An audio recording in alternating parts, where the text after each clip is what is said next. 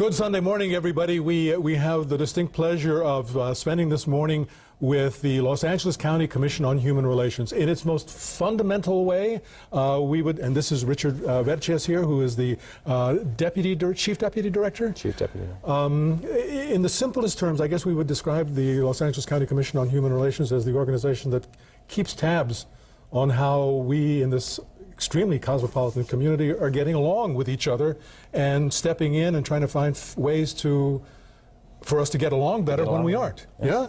Exactly. That's the commission was started just following the Zoot Suit riots in the early 40s, and our mission is to improve intergroup relations and to bring people together and to really appreciate our differences and our commonalities, and really have a sense of what the pulse of the most diverse, perhaps, community or region in the world is. And just as an aside, there are some people who will argue that it wasn't the Zoot Suit riots, it was the police riots and the Marine Corps and the Navy riots. But that's another program. That's another program. So here we are. We have what, close to 10% unemployment here in California. All sorts of problems all across the country. People out of jobs. How is that affecting us? Do we have any sense yet of how we are getting along with this pressure for losing jobs, etc.? Well, the good news is that it does, the economic conditions and the pressures and the impact on families and on jobs doesn't seem to be having a critical impact on intergroup relations just yet. We know, however, that economics does drive positive and negative intergroup relations, and it's incumbent upon government, particularly the county, which is the largest regional government in the world, to really keep a close eye on these issues. The Human Relations Commission has, since 1980, produced an annual hate crime report for the county, in essence trying to keep our finger on the pulse of race relations and intergroup relations beyond race, interfaith, against the gay and lesbian community, the disabled community, etc. And while last year we did see a bit of a hike and perhaps a precursor to this year, while I don't have all of the figures in for this past year, it does look like they did drop a bit. Good. And that's very positive, and perhaps it's due to the work that government and community organizations and communities themselves are engaged in, because for the most part, communities get along. People get along. Interracial marriage is at an all-time high, especially in this area. I'm a product of one myself. But in fact, in the schools, we're seeing more tensions. We're seeing fewer resources to help young people address these tensions, and then they soon become adults with fewer opportunities, and we do need to be concerned. And that's one of the keys, fewer opportunities. Absolutely. Historically, I guess in the past decade or two, it's been black on brown, brown on black. That's been the source of a lot of our problems. Yeah? Yes. Well, and that's a reflection of the demographic shifts. It's a reflection of the immigration waves and where immigrants move to.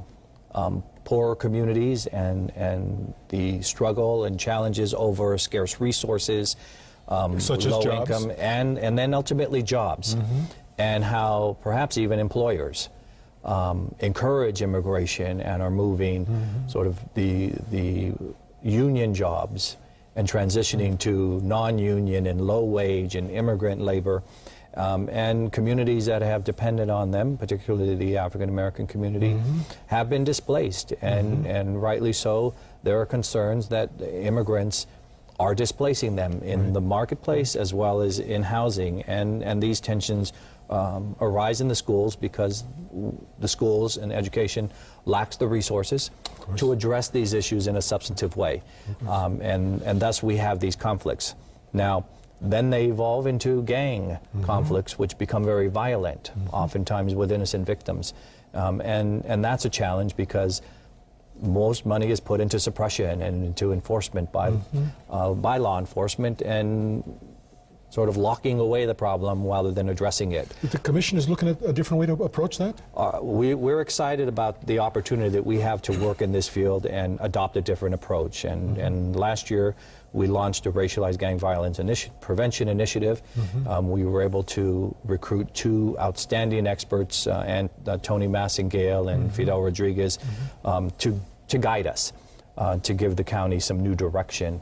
And the county itself is launching a new gang reduction initiative. But unfortunately, in these economic times where it's not clear to what degree we're going to be able to really engage and develop the kinds of programs that are needed. As I listen to you, it suddenly dawns on me that with this huge project that you have, this huge responsibility that you have, with the budget cuts that are coming trickling down from Sacramento, you may be losing people who can get out there and do the jobs. Well, hopefully that's not the case, but we're going to need to do more, not only with less, but we're going to need to do more with more partners. And in a number of communities, both in communities as well as institutions. We're lucky to be in Pasadena, where there was a significant problem where Latino immigrants were targeted in a very substantial number, and we've engaged in a very deliberate process of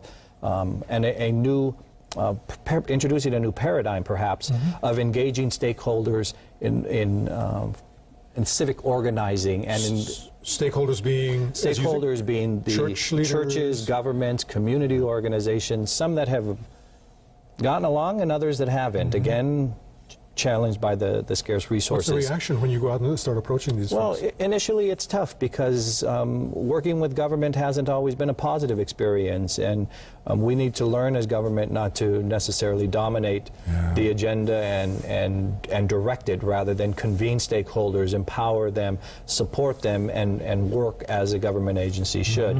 And that's new, and we need to build that trust, but we need to engage stakeholders in those solutions and in a shared solution and a shared agenda. We also, for example, are working with Homeboy Industries, leaders, Father Greg Boyle, and leaders in the field with a new initiative, spreading seeds, and again, a new approach that government isn't necessarily known for, but one where we can't manage and be responsible for the entire solution. We have got to be a better partner. And I think we have the right people who understand this and who are trusted and know how to build trust in order to engage government as a partner. We've only got about a minute left. Anti-Semitism, that has been a rampant problem in Southern California. Any better, any worse?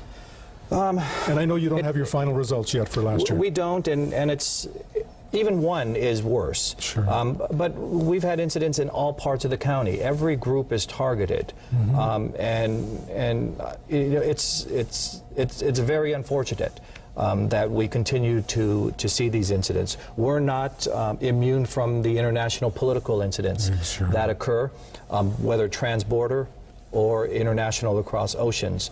But where African Americans are 9% of the population and 58% of the victims, that's a concern, and they rightfully, you know, have issues about whether this is worse than the South in some ways. Of course, and you know, it's not just it's a shame. It's shameful that we should have that kind of a situation, not just against African Americans, but anybody else in this city. Everybody else. And the good news is that most people do get along. Most people want to get along, but we need to engage every sector of society in the responsibility to keep us together. And so we've launched an interfaith initiative, we've launched youth initiatives, we've launched initiatives in the schools, we've launched initiatives with the private sector and media as well, because positive images in the media are extremely important in reinforcing positive behavior.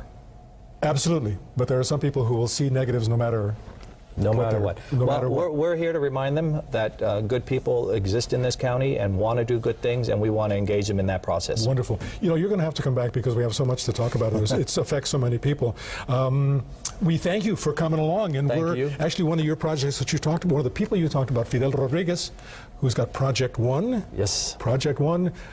Young folks using the music that's in their hearts to help make this a better place. One of our most exciting initiatives. And right after this commercial break, we're going to talk about that. Thank you, Tony. Okay, see you soon. We'll be right, give us 2 minutes, we'll be right back.